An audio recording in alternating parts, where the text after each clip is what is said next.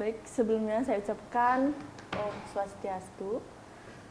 Perkenalkan, nama saya Made Nadia Asih. Di sini saya sebagai moderator.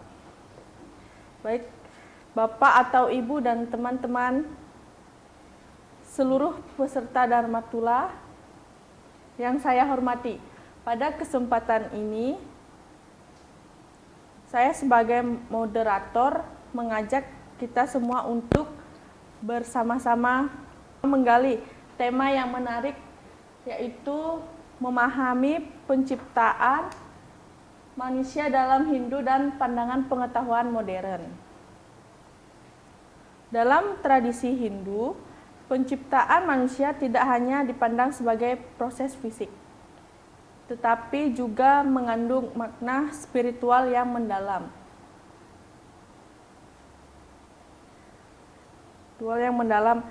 Di mana manusia diciptakan oleh Dewa Brahma dan alam semesta. Sementara itu, pengetahuan modern melalui ilmu biologi dan antropologi memberikan penjelasan tentang asal-usul manusia berdasarkan proses dan penelitian ilmiah yang terus berkembang. Untuk memperkaya diskusi kita hari ini, saya langsung saja perkenalkan narasumber kita, Bapak atau Ibu dan teman-teman, yaitu Kak Eka Galuh, seorang ahli yang memiliki pemahaman mendalam, baik dalam bidang ajaran Hindu maupun ilmu pengetahuan modern. Beliau akan membimbing kita dalam memahami bagaimana kedua perspektif ini dapat saling melengkapi dan memberikan wawasan yang lebih luas tentang eksistensi manusia. Baik, saya langsung saja kepada Kak Eka Galuh untuk menjelaskan pandangan beliau tentang memahami penciptaan manusia dalam Hindu dan pandangan pengetahuan modern. Silakan Kak Eka Galuh. Baik, terima kasih Kak Nadia untuk waktunya. Nah, saya akan menyampaikan yang bertemakan memahami penciptaan manusia dalam Hindu dan pandangan pengetahuan modern.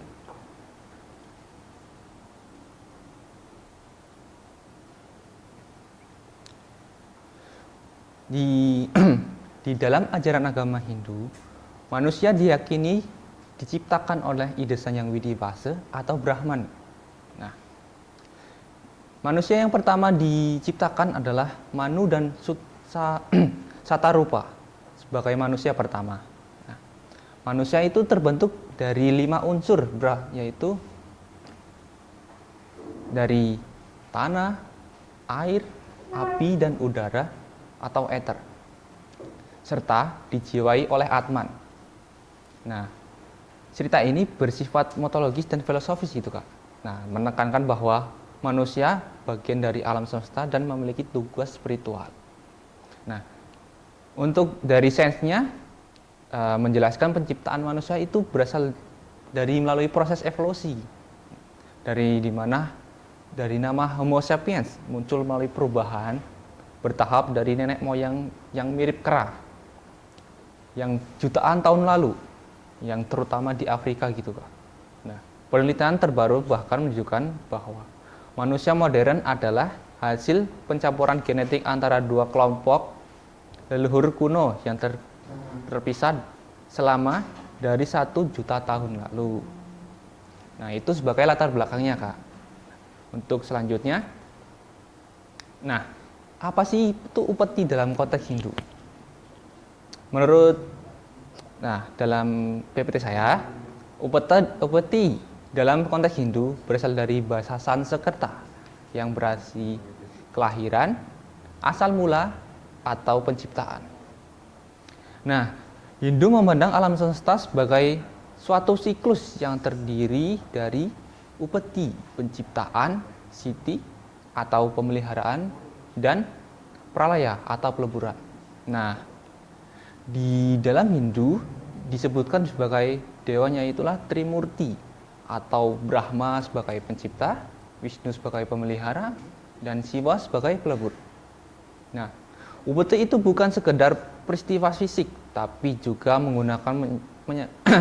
menggambarkan proses spiritual bagaimana jiwa individu atau Atman itu muncul dan berkembang dalam perjalanan menuju penyatuan kembali dengan Brahman itu. Nah, apa sih dalam Veda disebutkan dalam Bhagavad Gita Adhya 7 sloka 6, Edyayanini bhutani sarwati upadaraya aham krite dasya jagala prabhawa prayalastata, yang artinya ketahuilah bahwa semua makhluk berasal dariku. Aku adalah asal mula dan pelebur alam semesta ini. Di dalam Upanishad adalah bagian filsafat dalam Veda yang memiliki menekankan kesadaran dan hakikat tertinggi, yaitu Brahman. Sebagai sumber penciptaan, Brahman adalah realita yang tidak dapat berubah, yang tak terwujud dan melampaui segalanya yang dipikirkan oleh manusia.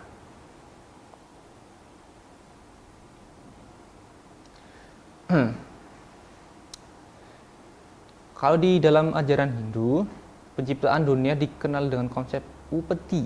Nah, digambarkan bahwa sebelum penciptaan tiada atau tidak ada kekosongan yang tidak dapat dijelaskan. Di sisi lain, pandangan modern mengenai penciptaan dijelaskan melalui teori ilmiah seperti Big Bang Theory yang menyatakan bahwa alam semesta berasal dari satu titik singularitas yang kemudian meledak dan berkembang menjadi semesta luas. Nah, kedua pandangan ini berangkat dari tujuan yang berbeda, yaitu spiritual dan filosofis dalam Hindu, serta ilmiah dan rasional dalam pandangan modern. Gitu. Nah, bagaimana sih contohnya gitu, Kak?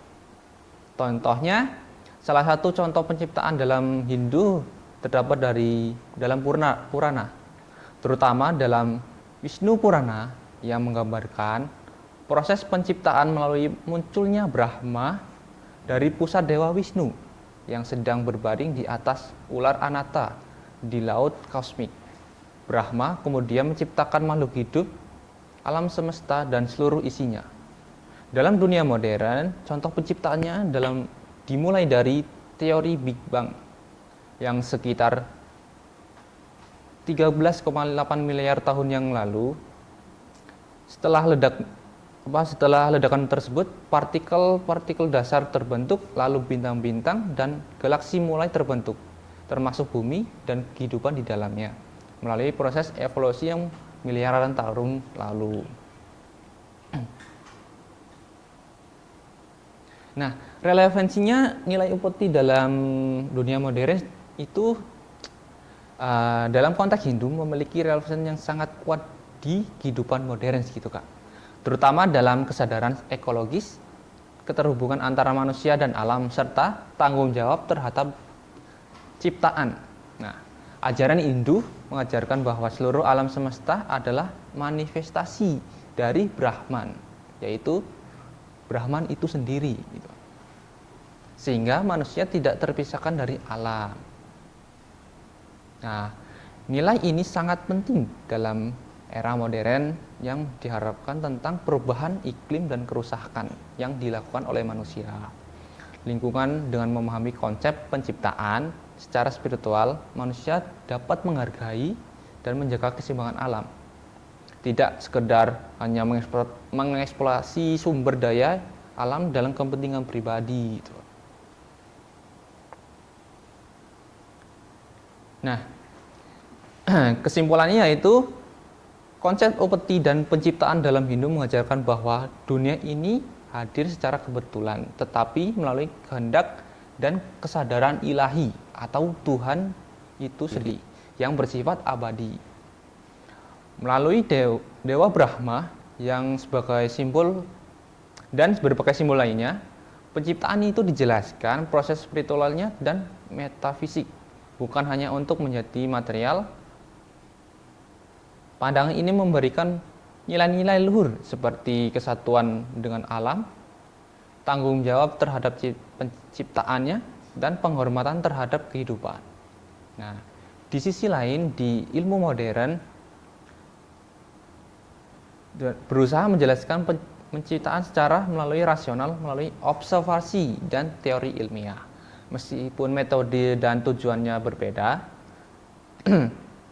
kedua pandangan ini memiliki benang merah yang sama, yaitu keinginan untuk memahami asal-usul keberadaan dengan menggabungkan wawasan spiritual dan ilmiah.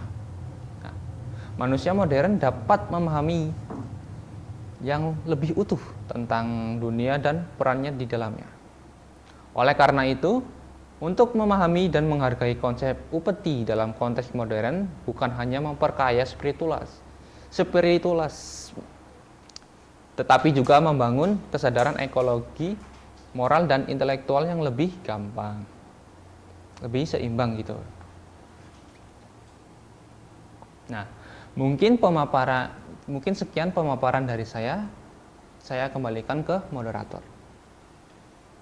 Baik, terima kasih Kak Eka Galuh atas penjelasan yang diberikan sangat lengkap. Baik, di sini saya ada 2 pertanyaan untuk Kak Eka Galuh. Oh, ya siap. Pertanyaan yang pertama, bagaimana ajaran Hindu menjelaskan proses penciptaan manusia, baik dari segi fisik maupun spiritual? Ya, terima kasih Kak atas pertanyaannya yang bagus itu. Oh, boleh langsung saya jawab? Boleh. Nah, di dalam ajaran Hindu menjelaskan proses penciptaan manusia melalui perpaduan aspek fisik dan spiritual yang mendalam. Dan secara fisik, manusia diyakini terdapat 5 unsur atau panca mahabhuta yang terdiri dari tanah, air, api, udara, dan ruang atau ruang hampa. Nah, unsur-unsur ini membentuk tubuh jasmani manusia yang disebut deha dan menjadi wadah bagi pengalaman dan dunia fisik. Secara spiritual, inti dari manusia itu adalah Atman, yaitu esensi ilahi yang abadi tidak terpisahkan dari Brahman. Realitas tertinggi dalam Hindu, Atman inilah yang menjadi sumber kesadaran dari kehidupan sejati manusia.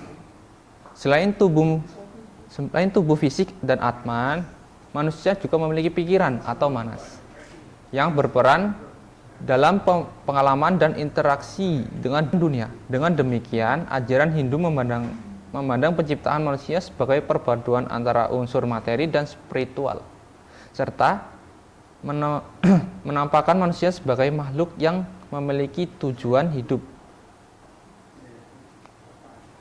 berhati luhur, dan menjaga keharmonisan alam semesta dan mencapai kesadaran tertinggi, yaitu mencapai moksartam jagadita yata iti dharma dalam ajaran agama Hindu itu, Kak.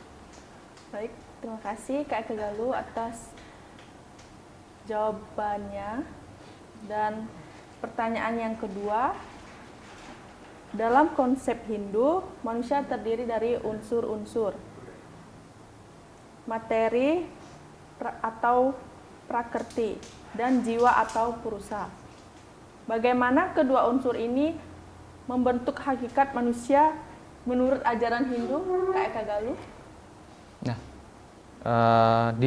menurut agama Hindu, hakikat manusia terbentuk dari 2 unsur utama, yaitu prakrti atau material dan purusa atau jiwa atau roh.